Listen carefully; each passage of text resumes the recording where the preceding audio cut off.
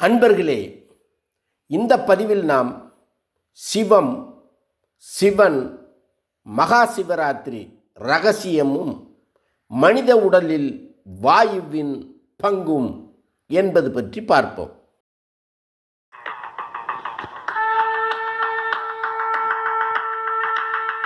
அண்டம் பிண்டம் நிறைந்து நின்ற ஆதிநாதனே போற்றி, அகண்ட பரிபூரணத்தின் ஆதி சாத்தனே போற்றி.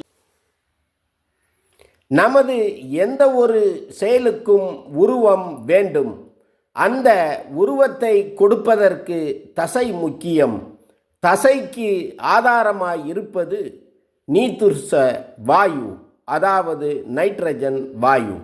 நமது தொடு உணர்வுக்கு ஆதாரமாய் இருப்பது நரம்புகள்.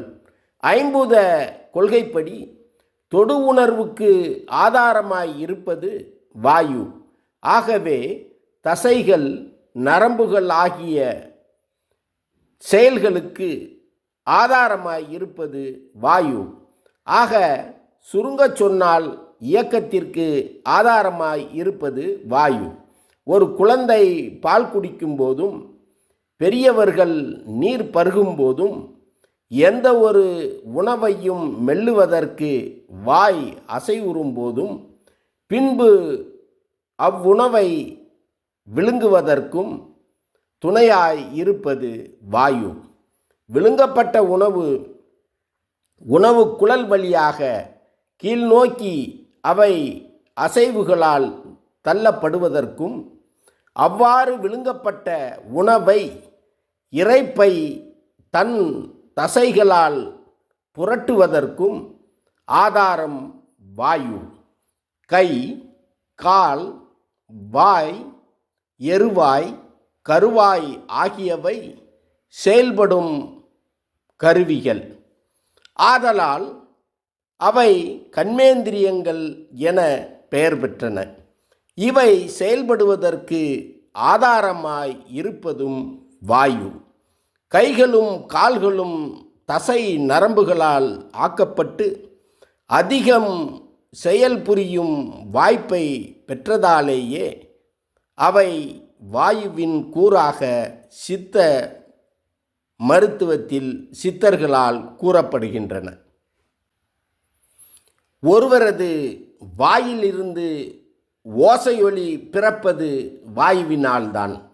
கருப்பையில் இருந்து குழந்தை வெளியே தள்ளப்படுவதற்கு ஆதாரமாய் இருப்பதும் வாயுதான். ஆண் பெண் சேர்க்கை சங்கமத்தின் போது விந்துவை வெளியேற்ற காரணமாய் இருப்பதும் வாயுதான்.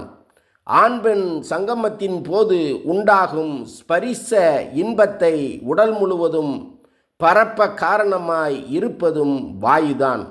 இங்கு தோல் ஸ்பரிசத்திற்கு ஆதாரமாக உள்ளது. ஆனால் ஸ்பரிசத்திற்கு ஆதாரமாய் வாயுவே உள்ளது என கூறப்படுகிறது.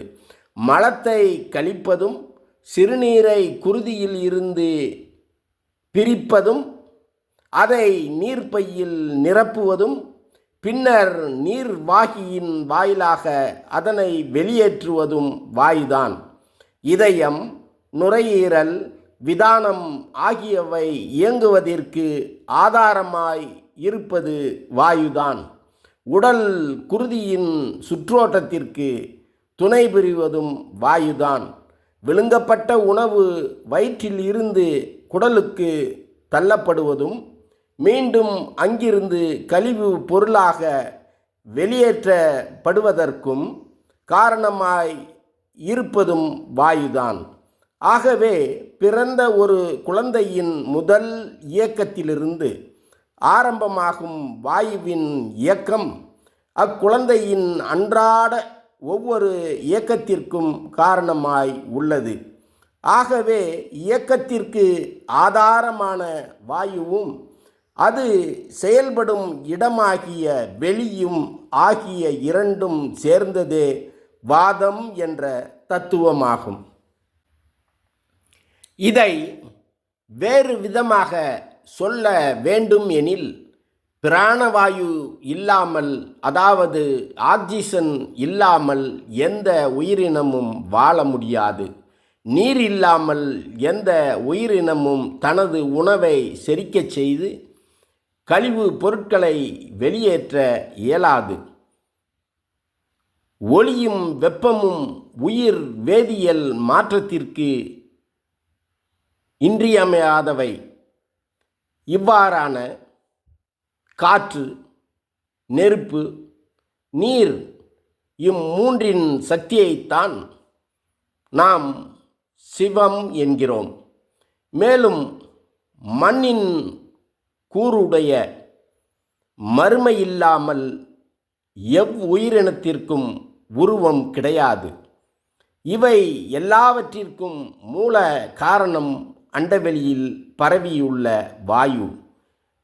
ஆக இடம் தரும் வெளியும் வாயுவும் 5 மூலக்கூறுகளுக்கும் ஆதாரமாய் இருக்கின்றன. இந்த ஆதார சக்தியைத்தான் நாம் சிவன் என்கிறோம். அந்த சிவத்தின் மூலம் உடலின் உயிர் சீவ ஓட்டத்தை சீர் செய்வதற்கு ஏற்ற நாள்தான் பெரும் சிவ இரவு எனும் மகா சிவராத்திரி எனும் இச்செய்திகளோடு மீண்டும் ஒரு பதிவில் சந்திப்போம். நன்றி.